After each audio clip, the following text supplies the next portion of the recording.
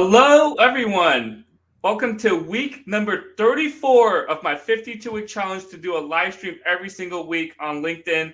I'm excited for my guest today. This is Renee Frohnert. We both worked at Lockheed. She moved on last year, and we were both selected to the Engineering Leadership Development Program at the same time. She gave me a call saying, I don't know anyone in Sunnyvale. Help me out here, and since then we became really good friends. And for our actual last rotation, we ended up working in the same team for over a year. So I'm excited to have my friend here, Renee. And how are you doing today? Thanks, Stephen. Yeah, I'm doing really well. And thanks for inviting me to your LinkedIn Live. I'm excited to talk about my experiences and kind of bounce some ideas off of you. Miss working with you, though. Yeah, absolutely. Yeah, and our topic today is about self-growth and overcoming challenges. And just in my time with knowing Renee and working with Renee, we've grown a lot in the 3-4 years that we've known each other. And then we've overcame a lot of challenges in our time working together, but as well earlier in our career. So first of all, I just want to highlight a comment here. Hi, Jonathan. Hope you're doing well today.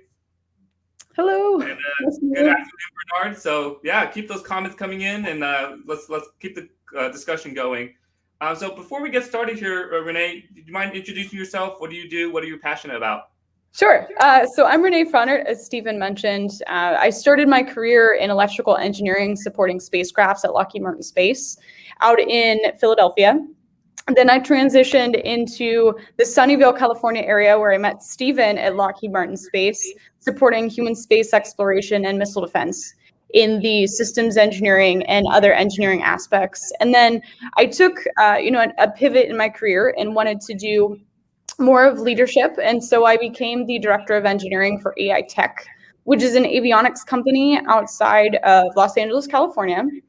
And at that time in my career, I had a master's degree in engineering and I had leadership within aerospace. And at that point, I decided that I wanted to do more of a business type of position. So I pivoted at that point and started my career at L3Harris in their business development sector. And in this role that I'm currently in, I work with other aerospace companies to figure out what they're looking for and how L3 can best support their space missions. And I'm also pursuing my MBA at USC. I'm actually here right now. USC logo over here, and on campus doing some of my MBA finals. So in my current position, I am splitting my time between working full-time at L3Harris and also doing my MBA at the same time. So that's kind of where my career path is headed, and going to see what comes next within aerospace and business. Yeah, I don't know how you do everything you're doing, Renee, and I think I've said that to you since I met you. And I just want to bring up another thing. You're so passionate about space. Your Instagram, I don't know, you want to mention your Instagram and kind of what started it and what you what came out of doing all that? I do remember you mentioned tell me about your passion. So I apologize for skipping that question. So I do really love STEM advocacy, specifically in aerospace. And I also do have a strong passion for promoting women in STEM and women in aerospace specifically. I did have some challenges throughout my engineering career, specifically involving STEM and being one of the only females within the field. And as part of that, I, as someone now, up and coming in my career in terms of executive leadership and different positions in the aerospace industry, I've then taken that and become someone who wants to really uplift people and, promote a diverse and inclusive environment. And so I've turned to Instagram, where I used to be a spacewoman. Now I change it to my full name, Renee Frohnert. And I share my experiences as a woman in STEM. I also share different stories of other women who are in aerospace and engineering and what fun things they're doing. And as part of my Instagram, I also travel many, to different colleges and Society of Women Engineer groups and other groups that are looking to have really a woman who wants to inspire people and have young girls and young women look up to within the science and technology field. So I've been traveling to different colleges like Purdue University, Stanford, Cornell University, and speaking to those groups, and also, First Robotics, NASA Kennedy, Cornell Cup, and really just sharing my story and how I've kind of gone through overcoming being one of the only women in the field and not having as many people to look up to that look like me. And now I just, spend some of those STEM outreach platforms and using them in order to, get people excited about STEM and make people feel like, everyone does belong in STEM. Everyone does belong in aerospace. And so kind of, sharing my story for 30 minutes in times like LinkedIn Live and other ways, I like to really make people feel comfortable and welcome within the industry. Yeah, that's absolutely amazing. And I remember you were doing all these different speaking opportunities on top of doing your master's while working full time. And I just want to say, with you doing all your speaking opportunities really inspires me to keep going with my content. And I think both of us, we have the common mission of just helping others and inspiring others. You have a more targeted audience, right, with women in STEM, and that's absolutely very important. But that keeps us both going with creating content. And Renee, you were posting amazing content on Instagram and just inspiring others to follow in your footsteps. And I just want to say you inspired me as well. And definitely keep it up. You're doing a really good job. I mean, you post so many videos and I always tune in. So keep it up. I know sometimes coming up with new content can be a challenge, but you are doing a fantastic job. So keep that up. Yeah, I really appreciate the support here. Just want to say hi to David. Thanks for joining us here. So let's get into our topics here. And first of all, let's just talk about self-growth. So why is self-growth important? Do you want to start with this one, or do you want me to chime in? Yeah, go ahead. Okay. So self-growth is something that it shows that, you're climbing in a direction. I mean, the one big piece that I found in my career in terms of self-growth is that I thought that there was this big end goal that I wanted to get to. And it's not about growing, and self-growth isn't just about getting to the end goal. It's the journey that it takes to get there is actually way more important than actually, getting some title. Like I remember really early in my career, I was like, I have this goal of, becoming a senior engineer within X amount of days or months or years.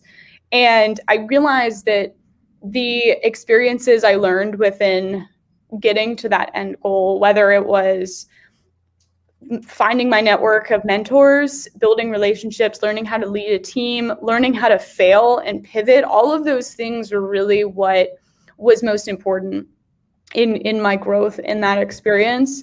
And that is where, you're continuing to challenge yourself, and complacency isn't an option. And so all of that put together is really what makes self-growth so important. Yeah, I absolutely agree with you there, Renee. And I mean, this, I can call this live stream, this 52-week challenge of doing these live streams, part of my growth as well. When I started, I have the end goal of doing 52 weeks in a row, but I've pivoted, I've adjusted and improved as I've went along here. When I started my live streams here, I was nervous. I wasn't didn't quite have the structure down. But as I went along, things got a little more smooth. I have different guests coming in every single week. Every single guest has a different personality. And I mean, even in the beginning, I had a fixed structure where I like to start with an icebreaker with 2 truths and a lie. And it just sort of disappeared. And it's fine. I just kept on going. And, I'm excited to see where these live streams, where this challenge goes, and how this changes into the future. And like you said, if you're not looking for opportunities to grow, not looking for challenges, you're just going to get complacent.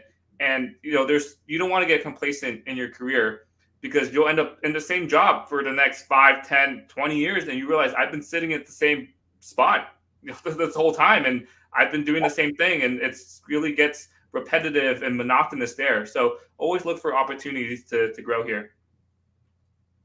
So a couple comments here. Just want to say hello to Jessica. She's a coworker at Lockheed. So glad to see you here.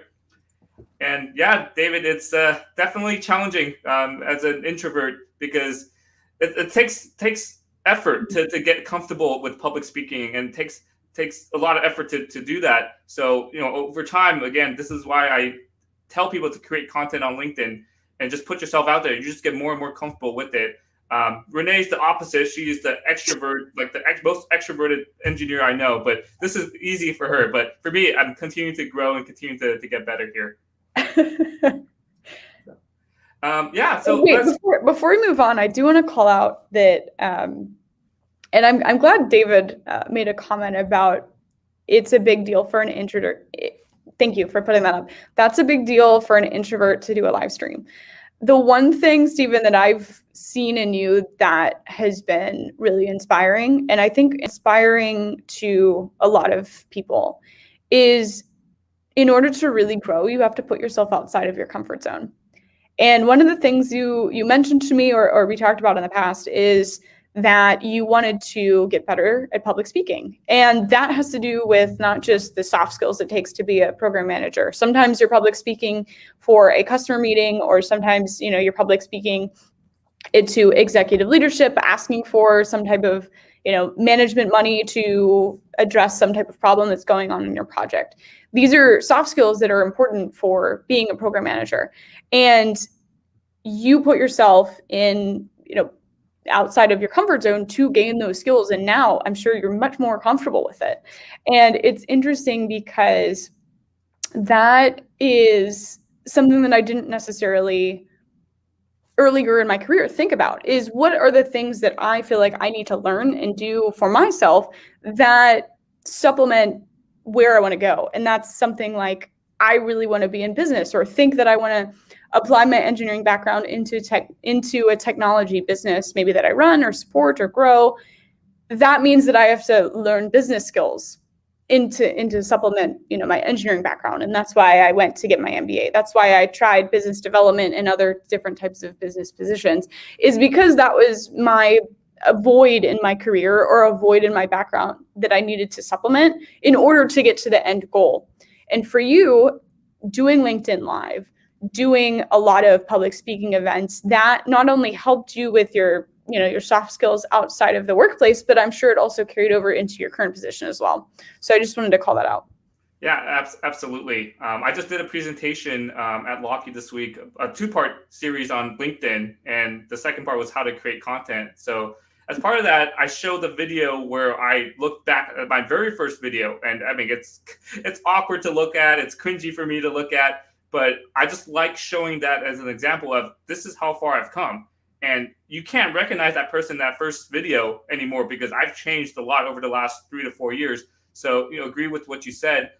Just, you have to get out of your comfort zone. It's definitely hard, and it's hard to do that.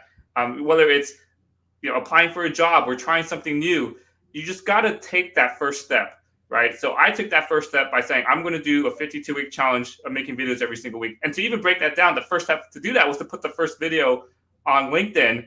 I was actually thinking about quitting after that, maybe after 3 or 4 videos. And I'm really, really glad I didn't, because now that brought me to where I am today with these weekly live streams, and just not hesitating at all when people say, hey, you want to speak at this event? You want to speak to this group? Absolutely. So just take that first step, get out of your comfort zone, because that's how you grow the most. And you never know what's going to happen with these new opportunities. 100%. So we touched about this a little bit already. How do you grow yourself? We talked about getting out of your comfort zone, taking on challenges and new opportunities. What are some other ways, Renee, that we can grow ourselves? Ooh, that's a good question. So I would say you can grow yourself by surrounding yourself with people that are different than you. And what I mean by that is, I've learned a lot more from other people than I feel like I have from my own experiences. So if you surround yourself, whether it's with mentors, for me, it's, my other MBA students, or my colleagues at work, or other people within the space community, for example, you can grow yourself by learning from others. And that might be listening to LinkedIn Lives from others and their journeys and how they've gone through challenges. It also might be, reaching out to people on a personal level and say, hey, I don't know you and you don't know me, but I want to introduce myself because I want to get to where you are one day. And I want to hear from you firsthand about how you grew into this position, because I want to learn from from your background. And it could also be someone that you might not ever feel like you are going into that position. For example, if you're an engineer and you want to stay in engineering forever, you can learn and grow your engineering skills by reaching out to a program manager or a business development person or a finance person, because you can still understand that side of the business, and it supplements making an adequate engineering decision. You might see in between the lines when it comes to, if I make this decision instead of this decision, it might be more financially feasible for the company because of XYZ reason. And so that is what I definitely want to challenge anyone here, and yourself, Stephen, as well, is you can grow yourself by reaching out to others and surrounding yourself with different types of people, diverse backgrounds, multiple different mentors and mentees, to make it so that you learn from others around you.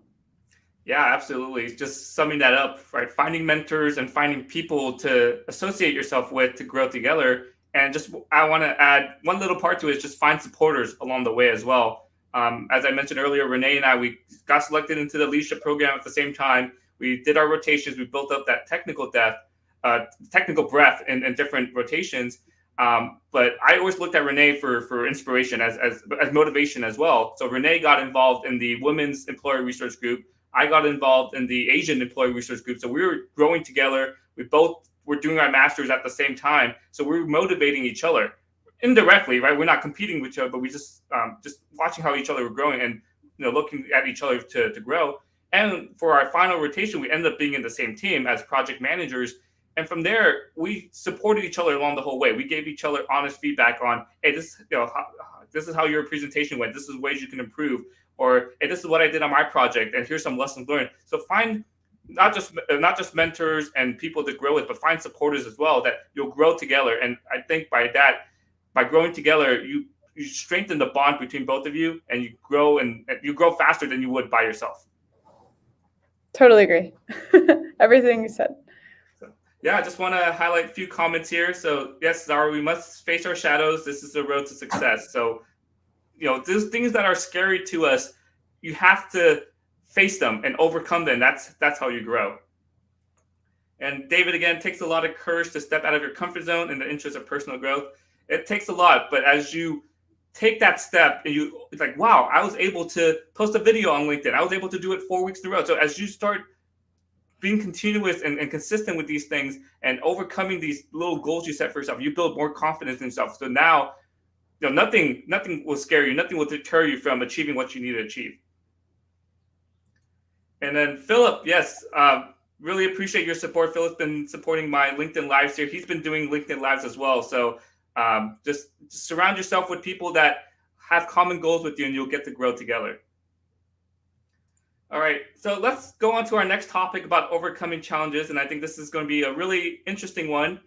So Renee, you can go first. I can share a couple of mine, but share some examples of how you overcome challenges that you faced in your career. Sure.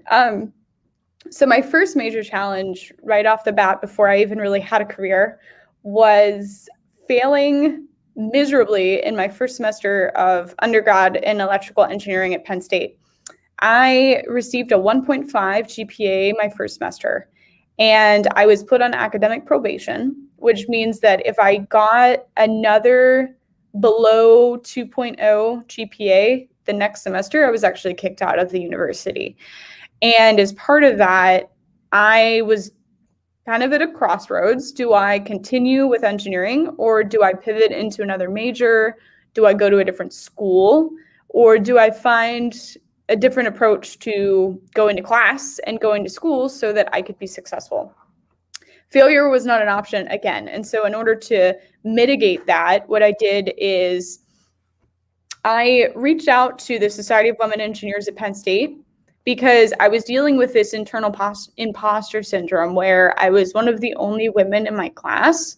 And so I felt really out of place. It was kind of awkward, and I didn't really connect with anybody in my class. Not that it was something where I didn't connect with the other, men in the class. It was just, I felt very weird kind of sticking out in a crowd almost.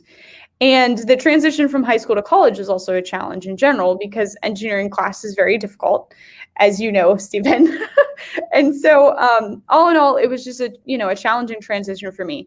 And so in order to overcome that, like I mentioned, I joined the Society of Women Engineers, and I also started doing one-on-one office hours with my professors, pretty much, nonstop as much as I could. And I also did very rigorous tutoring sessions in order to make sure that I was keeping up with my exams. And I ended up passing and doing relatively well on Dean's List the next semester. And that took me to kind of taking that momentum through the rest of my engineering undergrad in order to be successful. But I always had this like chip on my shoulder and kind of a little bit of anxiety going into every exam because I knew that I had been there already. I'd already failed. And so every single time, I went into an exam, even if it was my senior year in my last class, I still had this, challenge of battling the fact that I'd already failed. And so I had to work, twice as hard to get half as far, I felt like in some cases. And, that was a lot of diligent change of mindset in terms of what my priorities were and making sure that I was connected with people who, resonated with me so that I could be successful. So really the number one key takeaway of that experience was, and what I give some feedback for anyone listening is, if you are dealing with something, if you are, whether it's, your health, whether it's, you're going through a tough time for any reason, definitely reach out and find resources to be able to be successful because they are there. There's support from your family, support from your friends, support from the college or other resources that are out there to help. So that was really how I overcame my own. And then when it came to my career, there were a few different critical inflection points within my career. The first one being, my overall first challenge in engineering was overcoming the fact that I wanted to move out to California. And this was a little bit of culture shock. And Stephen, I see you're smiling because this is when we met. And I actually reached out to Stephen when I was looking to move from Pennsylvania to California. And I'd lived in Pennsylvania my whole life, and I didn't really get to experience different cultures and, the West Coast in general, which is very different than Pennsylvania. And so in order to overcome this, cultural boundary for the most part, what I did was really lean on, my family and also my colleagues around me like Stephen. And so, over time, even though I was a little homesick at times, what I did is really focus in on my master's and focus in on reaching out to Stephen and some of the other ELDPs that were in the program out there to really start making those bonds so it was a little more comfortable of an environment for me. And then my last piece is, overcoming challenges. My experience, in my position at Director of Engineering, I had to overcome challenges when it came to having an entire remote team.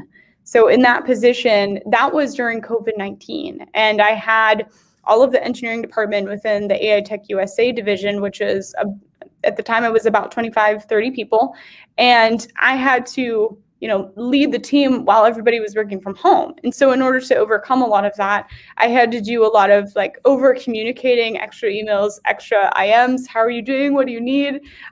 Just checking in to make sure that everybody was okay. So really, in terms of, the overarching takeaways I would give in order to overcome challenges is seek resources. If you are dealing with something, lean on your family, get help. There's nothing wrong with that. So if you, feel like my example was, one of the only women in STEM, go reach out to the Society of Women Engineers. Go do some research on, women's groups that were within aerospace, for example. And that's my example, but I'm sure everybody has, their own challenge that they're facing. Just don't be scared to reach out for resources and support. And then my other piece is, you will grow the fastest if you put yourself in, an uncomfortable situation, as we kind of already mentioned here a little bit, is stepping outside your comfort zone. I had never been out to California before I moved, and that was the biggest first step in my career to get to, where I wanted to be. And so I had to put myself out there. I had to move by myself, 3,000 miles away from my family. But in order to really be successful, that was what I had to do. And so, between that and switching career paths from engineering to business, all of that encompassing under the umbrella of you have to put yourself, you will grow the fastest and overcome challenges if you put yourself out there and ultimately, put yourself outside your comfort zone. Yeah, well, that's three great examples there, all kind of morphed into one there. And I remember our initial conversation because I got a random IM from you, not knowing who you are. You're like, hey, you don't know who I am, but we're in the same class of the ALDP program, and I'm moving out to Sunnyvale, and I don't know anyone here. And so I said, let's just get on the phone. And we talked, and you moved out maybe a month or so later. And what you said, like finding resources, you just started networking with people here in Sunnyvale in California and going to all these different events. And I mean, you've made a lot of great friends after you moved out here, just meeting a bunch of great people. So I want to share my example here, and it's a lot of similar lessons with what Renee said. So one of the biggest challenges I had was I applied to the same leadership program that we've been referring to a year before, and I wasn't selected, and I was super bummed out because all my friends got selected. I just really wanted to be part of that class, and instead of just accepting defeat and just giving up, I asked for feedback. Right, so it's kind of like what you said, looking for those resources. So I asked the program manager for feedback, and they said you need more project management experience and you need more leadership experience. And I thought the last one was a little ironic because that's why I'm going the leadership development program. So, anyways, for project management, I went to go get my master's in engineering management. But to get that leadership experience, that was the more challenging part because, especially at Lockheed, there's a lot of people who've been there for decades and they know a lot of stuff. I can't just go in and just, hey, I'm the leader now. I tell you what to do. I had to go find other ways to get that leadership experience. So that's when I started getting involved in the Asian Employee Resource Group, and I had to get out of my comfort zone. I became the mentoring and professional development chair. So I had to be on stage, facilitate events, introduce speakers, and I was definitely scared to do that. I'm on stage, and I got to make sure the event runs smoothly. I got to make sure the speaker, everyone knows who the speaker is and make sure the event runs well as well. So it was a challenge for me. But as I went through each event, I got more confidence in myself. And over time, that eventually helped me build up enough confidence to start posting videos on LinkedIn. And then from there, it got me to where I am today with these weekly live streams. So you never know what's going to happen when you put yourself in an uncomfortable situation, because that's where you grow the most, like Renee said. And if you don't take that first step, if you just accept it as a defeat or as failure, you're just giving up. So don't do the opposite of that and look for ways to grow, look for resources, look for help and support to grow as you go along.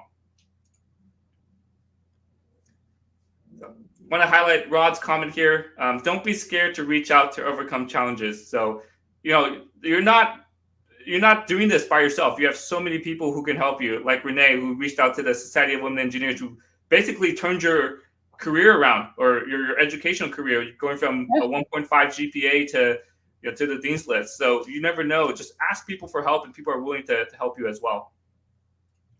So as we wrap up here, just wanted to put Renee's LinkedIn profile. Make sure you connect with Renee. She's very passionate about the STEM, getting people into STEM. It's like you said earlier, STEM is for anyone, no matter who you are, where your background is. Definitely reach out to her for if you're inspired by aerospace, inspired to join STEM. And Renee, I just want to give you the last couple of minutes here for you to make a plug, for anything you're working on, anything you need help on, or anything you can help others with. Thank you. Yeah, and thanks again for the invitation. This has been a great experience, and I hope that my background resonated with anybody here. Really, I know that COVID-19 has been hard on everybody, and I also know that everyone's dealing with their own challenges.